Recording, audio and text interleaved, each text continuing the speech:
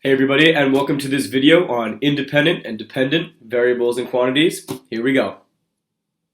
Alright, so in the near future, we're going to be creating equations, drawing graphs, and modeling all sorts of real-world situations. And in each of these situations, we're going to have two quantities that are related to one another. For instance, how much money you earn and how long you work for, how well you score on a history test and how long you study for, your electricity bill and how many hours you left the AC on this month, how long an electrician works on fixing your cable box and how much you have to pay him, or the number of views that a YouTube video has and how long it's been since it was posted. And one definition that I want to start with right off the bat is dependent and independent quantities.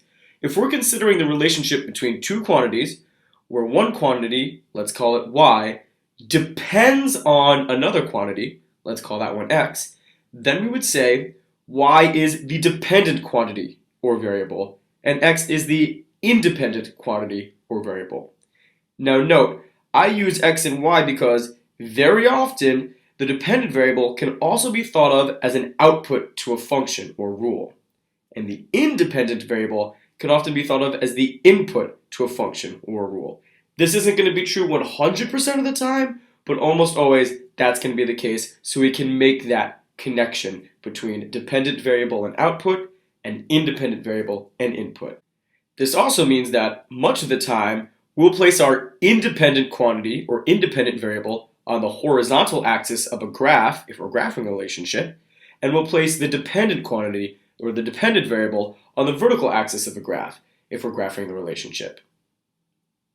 Alright, let's actually visit some real-world relationships between two quantities and figure out which one is independent and which one is dependent. For instance, the relationship between how much money you earn and how long you work for. Now, most of the time, we're actually going to use intuition to figure out what our dependent and independent quantities and variables are. We're not really going to have a formula or an algorithm that we can use, although I do have some tips and strategies to help. If intuition doesn't seem to be helping you figure out which one is which, you can try this. Take a look at these two statements below and try inserting the two quantities into the blanks and seeing which makes more sense to you. And when it makes sense, you'll see next to the blank dv for dependent variable or iv for independent variable, so you know which one is which. For instance, which makes more sense? How much money you earn depends on how long you work for, or how long you work for depends on how much money you earn. I think it makes much more sense that how much money you earn depends on how long you work for. So that tells us how much money you earn is the dependent variable and how long you work for is the independent variable. Or how about this next one? Let's try it both ways. How much money you earn determines how long you work for, or how long you work for determines how much money you earn. That second one sounds a lot better, which tells us, like before, how long you work for is your independent variable, and how much money you earn is your dependent variable. So, for each of the next four, I'd like you to try that first tip, or use your intuition, to determine which of the two quantities is your independent quantity or variable, and which of the two is your dependent quantity or variable. So, why don't you pause the video now, give those a try, and when you're done, unpause the video, and we'll reconvene.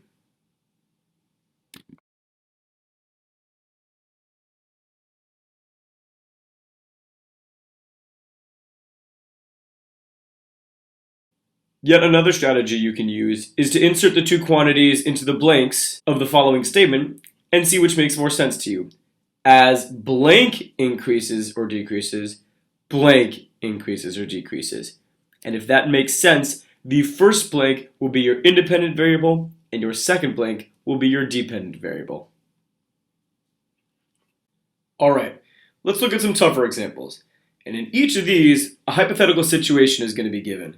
And what we first need to do is determine what two quantities there are that are changing and related to one another. And we want to be really, really specific about what these quantities are.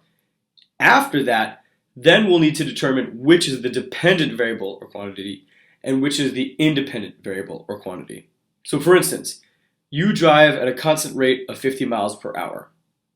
I think that the two quantities here are how long you've been driving in hours and how far you've been driving in miles.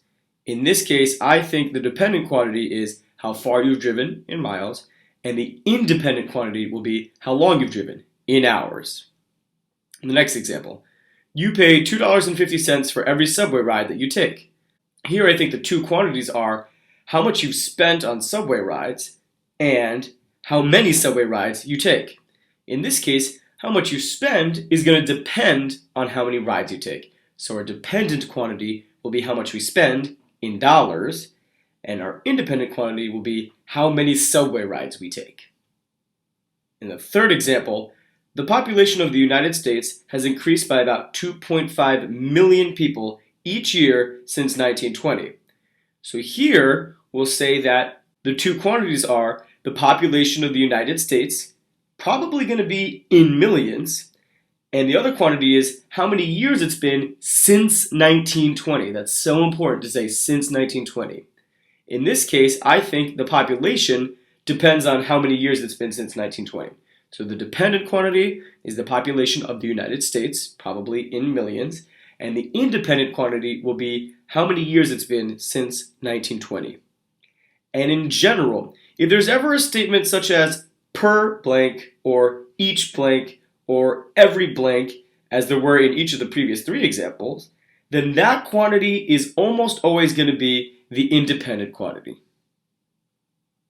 One last tip that I find very helpful is, in general, if one of the quantities being considered is a pure time quantity, like seconds or weeks or days or years, then that quantity will generally be the independent variable or independent quantity. So, to finish up, here are 6 more hypothetical situations, and for each, I'd like you to determine the two quantities that are being related and be very specific about that, and then determine which is the dependent quantity and which is the independent quantity. So in the first example, our dependent quantity is going to be the United States debt in dollars, and our independent quantity is going to be the number of years since 1990. In our second example, the dependent quantity is going to be the population of the United States, and the independent quantity is going to be the number of years since 1880. In our third example, the dependent quantity is going to be how many workers the company has hired or how many workers the company has, and the independent quantity is going to be how many months it's been since February.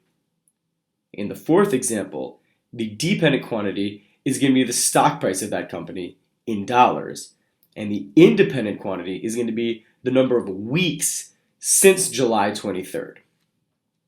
In our fifth example, the dependent quantity is going to be the number of views on that YouTube video, and the independent quantity is going to be the number of days since that YouTube video was posted.